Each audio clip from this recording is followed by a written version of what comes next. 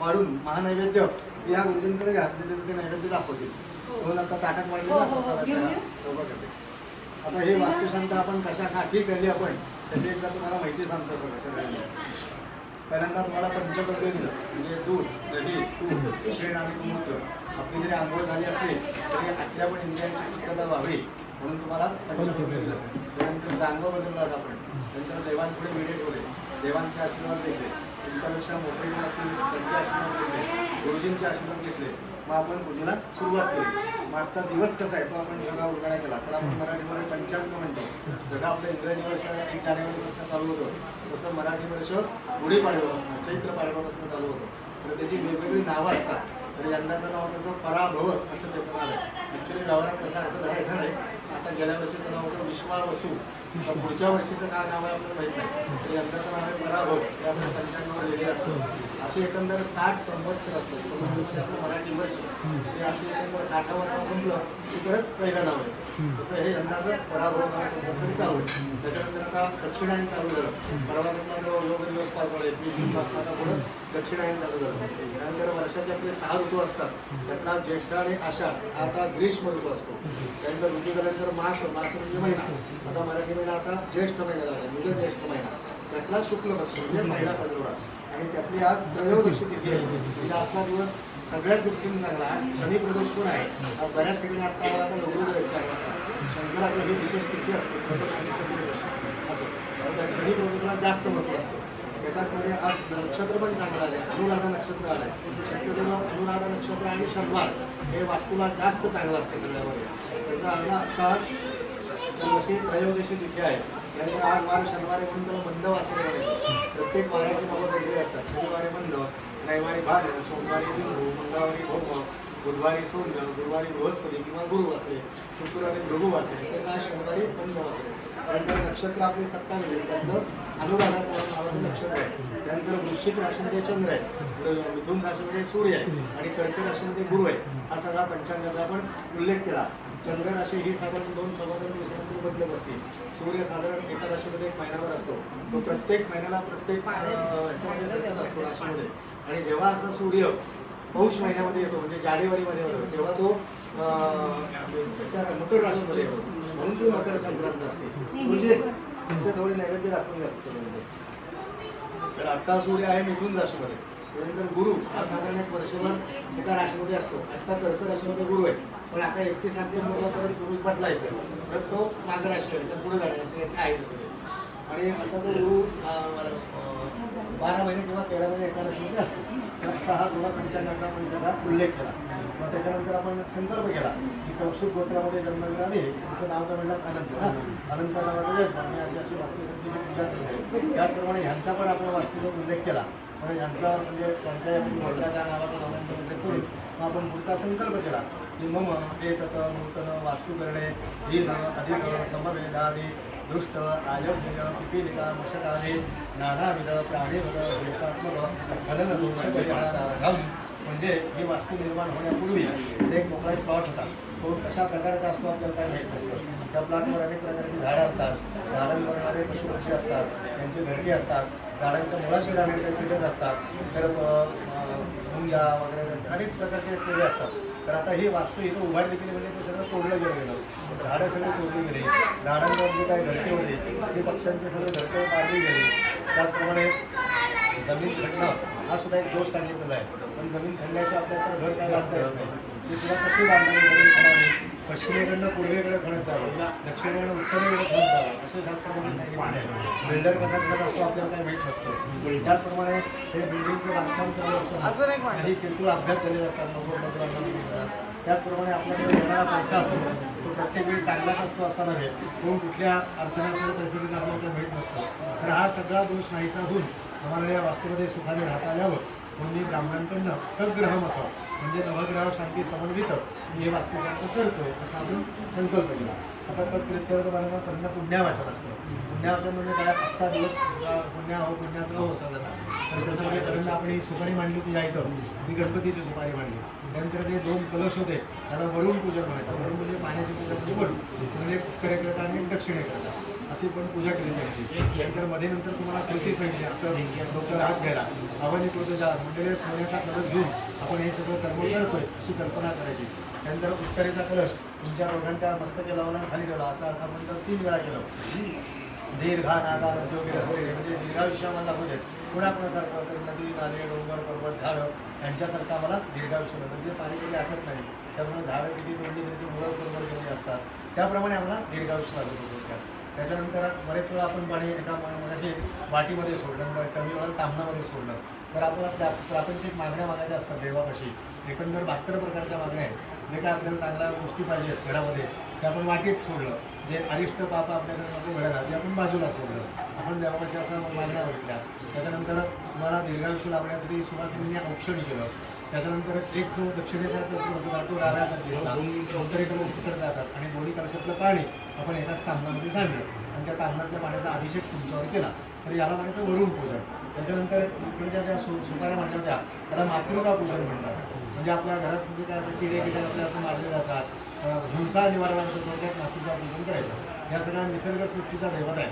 त्याच्यामध्ये आपण मग अशी नावं वाचली, गौरी कल्पना शची मेधा आणि त्याच्यामध्ये 16 नंबर की तुमची कुलदेवता होती. अशा त्या सगळ्या देवतांची आपण पूजा केली, त्याला मातृका पूजन म्हणायचं. त्याच्यानंतर पुढचा भाग असतो नांदी श्राद्ध. म्हणजे नांदी श्राद्ध म्हणजे काय, नांदी म्हणजे मंगल कार्यात केलं जाणारं श्राद्ध, त्याला नांदी श्राद्ध म्हणतात. इथं आपण जे पितृबंधनात करतो श्राद्ध ते वेगळं, तिथं सव्य अपसव्य असा वगैरे भाग असतो.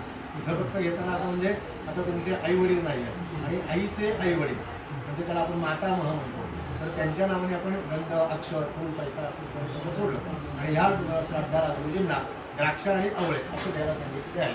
तर प्रित्यर्थ नुसती आपण नाणी सोडली. तर ह्याला सगळ्याचं म्हणायचं पुण्यावाचन. हे सगळं यजमानांनी करायचं असतं. त्यानंतर पुढचा भाग असतो हे देवता स्थापन.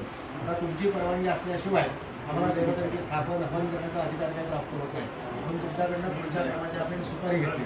सुपारी म्हणजे चांगल्या अर्थाची सुपारी घेतली सध्या. त्याला आचार्य वर्ण म्हणायचं संस्कृतमध्ये, की म्हणून तुमच्या नावाचा गोत्राचा उच्चार केला. आम्ही आमच्या चारही गुरुजींच्या गोत्राचा नावाचा उच्चार केला आणि आमच्या वतीने तुम्ही आमच्यासाठी हे वास्तुशांती करा अशी गुरुजींची तुम्ही प्रार्थना केली. आचार्यस्तु यथा संख्य शुक्रादिनां बृहस्पती तथा परमेश्वरस्मिन् आचार्यो भवसोदत अस्य यागस्य निष्पत्तो भवन्तो निजतमया सुप्रसन्न ईश कर्तव्यम कर्मेदम विधिपूर्वकम अशी तुम्ही गुरुजींची प्रार्थना केली. म्हणजे आकाशामध्ये जेव्हा इंद्रादी देवांचे कार्यक्रम असतात तेव्हा त्यांचे गुरुजी हे बृहस्पती असतात, गुरु. तसं आमच्या ह्या वास्तुशांतीमध्ये तुम्ही आमचे गुरुजी व्हा आणि आमच्यासाठी वास्तुशांत करा अशी यजमानांनी गुरुजींची प्रार्थना करायला सांगितली. आम्ही सांगितलं आम्हाला पाठशाळेत जसं शिकवलं तसं व्यवस्थित तुमचं कर्म करतो. त्यानंतर हे जे आता पहिलं पीठ हे बनलेलं मला वास्तुमंडल पीठ म्हणतात. म्हणजे वास्तुपुरुष जरी एक असला तरी त्याच्या सगळ्या परिवार देवता असतात, त्या 61 देवता असतात. मध्ये तुमची ती वास्तुपुरुषाची प्रतिमा मांडलेली आहे. त्यानंतर तो जो कलश आहे तिथं मांडलेला तो आपण गृहप्रवेश केलेला कलश मांडलेला आहे. त्यानंतर ते जे तिकडे आहेत ते सगळे नवग्रह आहेत. ते तुम्हाला मी नवग्रह दाखवतो कुठले इथे. नवग्रह जे आहेत तिथं मध्ये आहे ते सूर्याचं स्थान आहे. या आग्नेय कोपऱ्यात चंद्र आहे, दक्षिणेच्या बाजूला मंगळ आहे, इकडे ईशान्येच्या बाजूला बुध आहे, उत्तरेच्या बाजूला बृहस्पती म्हणजे गुरु आहे, पूर्वेला शुक्र आहे आणि दक्षिणेला शनी आहे. त्यांच्या उजव्या बाजूला म्हणजे नैऋत्य दिशेला राहू आहे आणि इकडे डाव्या बाजूला वायव्य दिशेला केतू आहे. असे सगळे नवग्रह असतात. आता नवग्रह जरी 9 असले तरी त्यांच्याही परिवार देवत असतात. आपण सगळ्याची पूजा करताना फक्त नवग्रह मानतो, पण कुठली शांत म्हणली ते हे इकडचं मुख्य पीठ असतं वास्तू आपलं नवग्रहांचं आणि मुख्याचं पुण्यावाचन केलेलं. तर त्याच्यामध्ये 27 देवता म्हणजे कशा असतात त्या सगळ्या 41 देवता 42. तर नवग्रहांच्या त्या 9 देवता. त्याच्यानंतर प्रत्येकाला संरक्षण देवता करण्यात येते, त्याला अधिदेवता आणि प्रत्येक देवता असे नैसर्गिक 27 देवता असतात. त्यानंतर मध्ये 7 देवता मांडलेल्या आहेत चंद्राच्या आकाराच्या आपल्या ह्या यज्ञाचं रक्षण करण्याला, त्याला गणपत्यादी करतो संरक्षण देवता म्हणतात. असे 27 आणि 34 आणि इंद्रादी अष्टोत्पाल म्हणजे 8 दिशांच्या 8 देवता असा 42 देवतांचं हे ग्रहमंडल असतं. मग त्यांची स्थापना गुरुजींनी केली. त्याच्यानंतर त्यांना उद्देशून हवन करायचं असतं. हवन म्हणजे त्या देवतांपर्यंत अन्न पोचवायचं असतं. थोडक्यात आपण जसं नैवेद्य दाखवलं की आपणच खाऊन टाकतो, तसं या देवतांपर्यंत आहुती पोचवण्याचं काम हा अग्निदेव करत असतो. पण या होमामध्ये सगळ्या आहुती द्यायच्या असतात. तर त्याच्यामध्ये भात, सविधा आणि तूप हे पहिलं सगळं नवग्रहांना दिलं. त्याच्यानंतर वास्तुपुरुषाला पायस सांगितलं आहे. पायस म्हणजे दूध भात. त्याच्यानंतर सविधा, तूप आणि तीळ या 4 द्रव्यांचं हवन वास्तुपुरुषाला सांगितलं आहे. आणि वास्तुपुरुषाला बेलफळ हे फार प्रिय सांगितलेलं आहे. म्हणून त्या पावचौथी बेलफळा तुमच्याकडनं दिल्या.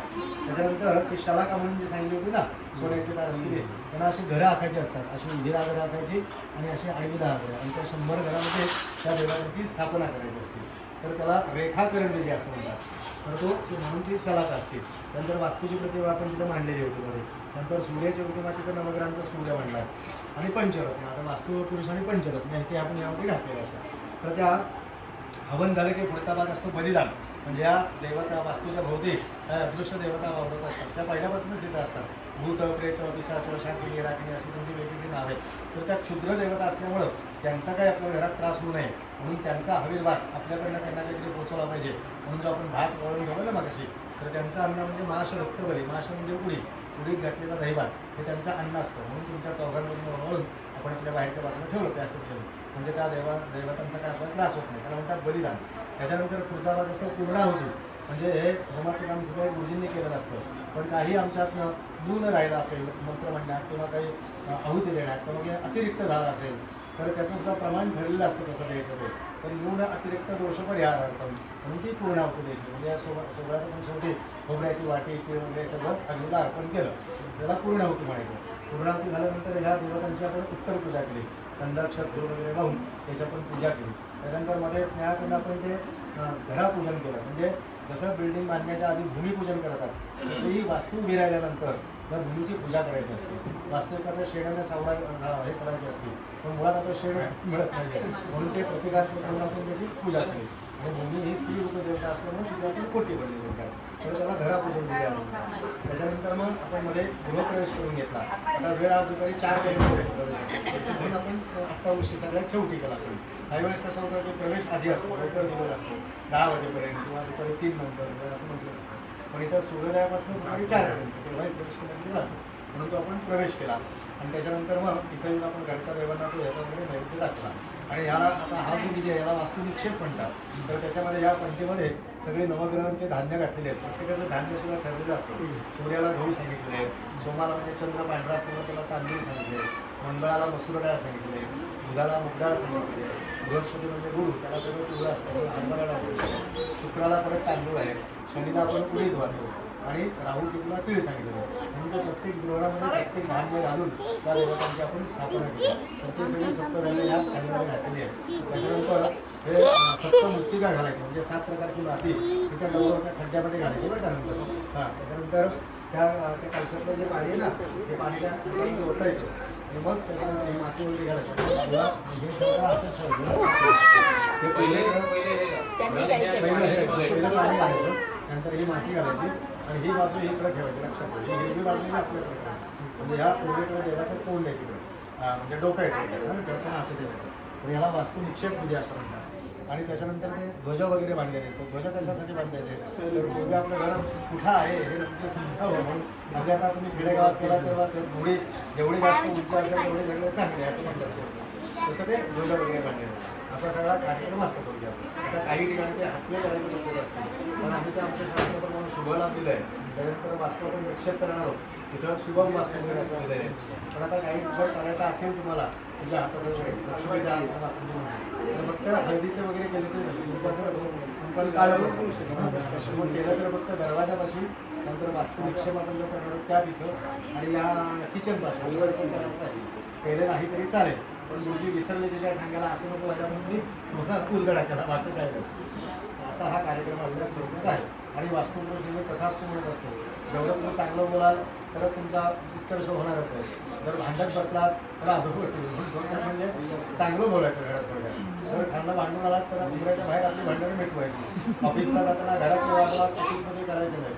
सगळं थोडक्यात अर्थ असतो ना. बस असा हा कार्यक्रम आहे सगळं. आता माझी अशी